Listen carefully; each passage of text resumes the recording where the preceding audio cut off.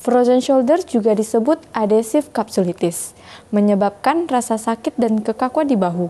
Seiring waktu, bahu menjadi sangat sulit untuk bergerak.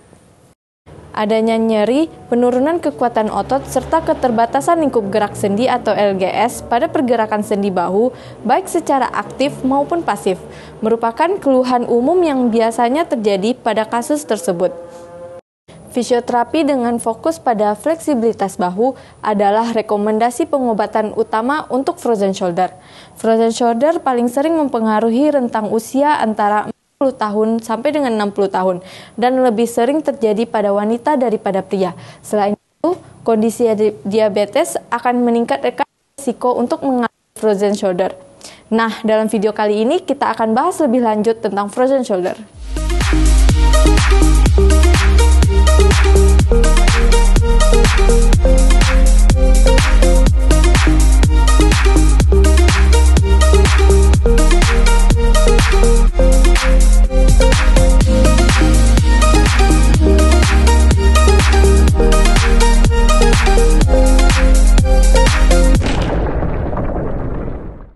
Saya Fisio Hanif, welcome to Prime Rehab and Performance YouTube channel.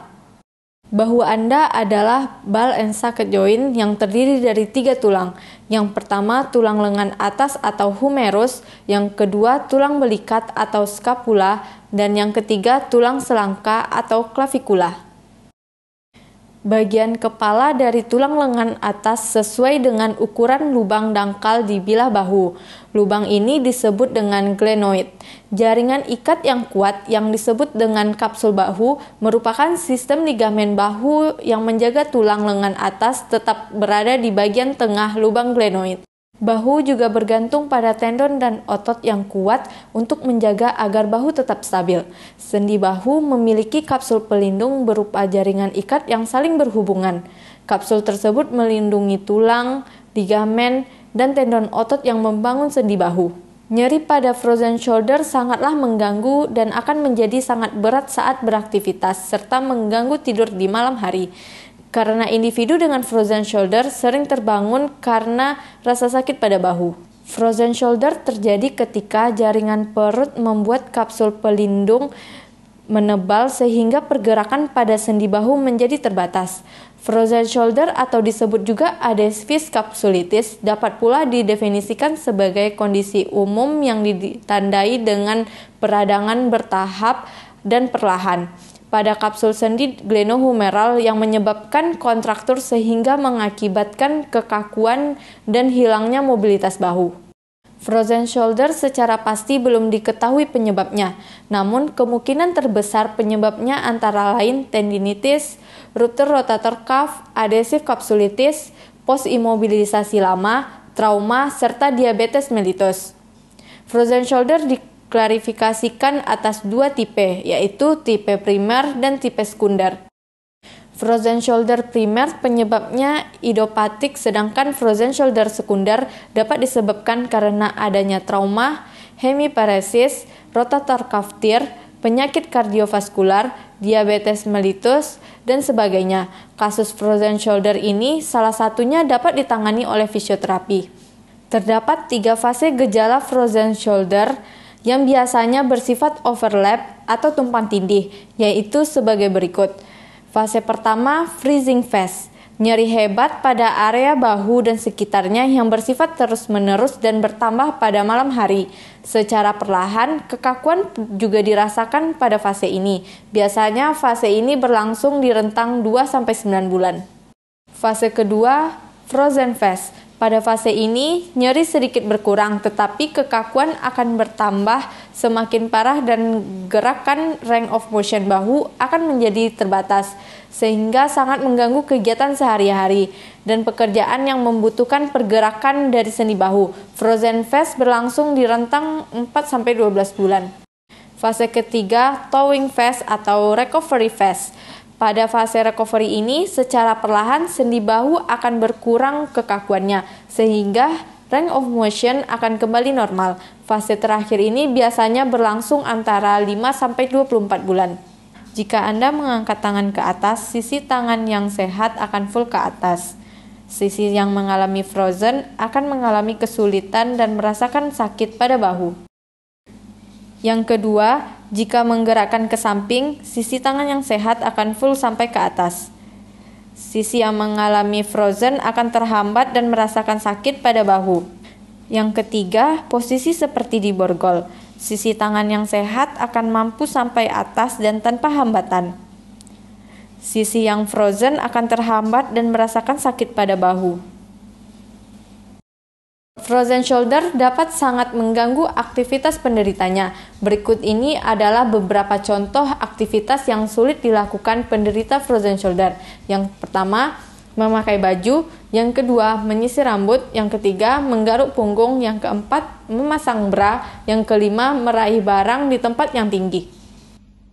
Jika Anda mengalami gejala seperti itu, segera kunjungi dokter atau fisioterapis.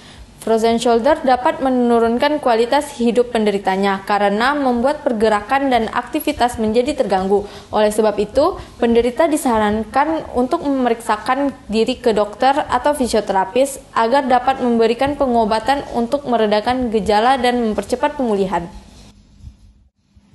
Fisioterapi berperan dalam menangani kasus frozen shoulder, yaitu menyesuaikan tujuan dari pemberian terapi. Misalnya, seperti meningkatkan lingkup gerak sendi, memelihara lingkup gerak sendi, mengurangi nyeri, ataupun meningkatkan aktivitas fungsional dengan pemberian berbagai intervensi terapi yang berkaitan dengan kasus tersebut. Fisioterapi akan melakukan pemeriksaan fisik terlebih dahulu, seperti mengukur luas gerak sendi pada bahu yang mengalami problem untuk dibandingkan dengan sisi yang sehat, dan untuk keperluan evaluasi setelah menjalani program treatment. Setelah itu, fisioterapi akan merancang program yang sesuai, seperti menggunakan peralatan atau modalitas manipulasi sendi bahu, rilis muscle pada otot yang mengalami kekakuan dan trigger point-nya, serta latihan yang spesifik untuk membantu membangun ototnya kembali guna menunjang pergerakan pada bahu. Tindakan fisioterapi yang diberikan yang pertama yaitu TENS. TENS adalah terapi listrik yang dilakukan dengan menghantarkan arus listrik kecil melalui elektroda yang ditempelkan di kulit. Arus listrik tersebut bertujuan untuk menghambat impuls saraf yang menyebabkan rasa nyeri.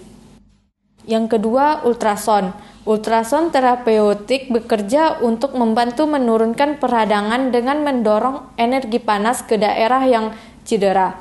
Fungsinya untuk menyembuhkan kejang otot, meningkatkan aliran darah ke jaringan yang rusak, serta meningkatkan metabolisme. Yang ketiga, manual terapi. Terapi manual adalah suatu bentuk latihan pasif yang dirancang untuk memulihkan joint play motion dan roll, glide, dan joint separation. Penanganan secara konservatif tersebut termasuk populer dalam menangani kasus frozen shoulder. Dalam beberapa penelitian, terapi manual dianggap sebagai salah satu metode efektif yang dapat memulihkan dan memelihara serta meningkatkan lingkup gerak sendi bahu pada kasus frozen shoulder. Yang keempat, release muscle. Merilis otot pada titik spot yang kaku dan tegang seperti di area bahu, belikat, dan area lainnya. Yang kelima, latihan yang spesifik. Latihan yang didesain sesuai dengan kondisi sakitnya. Apabila nyerinya masih dominan, dilakukan latihan-latihan yang ringan. Namun, apabila rasa sakitnya sudah tidak dominan, akan dilakukan latihan yang progresif dengan tujuan meningkatkan stabilitas dan mengembalikan kekuatan otot. Pencegahan frozen shoulder. Bagi pasien yang dalam proses pemulihan dari cedera atau operasi, disarankan untuk selalu menggerakkan lengan agar tidak terjadi frozen shoulder. Jika sulit menggerakkan bahu, diskusikan dengan dokter dan fisioterapis Anda mengenai jenis gerakan yang dapat diterapkan untuk mempertahankan jangkauan gerak bahu. Selain itu, pasien stroke juga disarankan untuk segera menjalankan fisioterapi setelah serangan stroke. Hal ini untuk mencegah terjadinya kekakuan pada sendi bahu dan sendi lainnya yang terdampak sehingga bisa terhindar dari nyeri pada bahu. Terima kasih sudah menonton video ini, semoga bermanfaat. Jika ada pertanyaan atau ada yang ingin didiskusikan, silahkan komen di kolom komentar atau hubungi sosial media kita. Jangan lupa like, comment, share, and subscribe. Sampai jumpa di video kita selanjutnya. Bye-bye.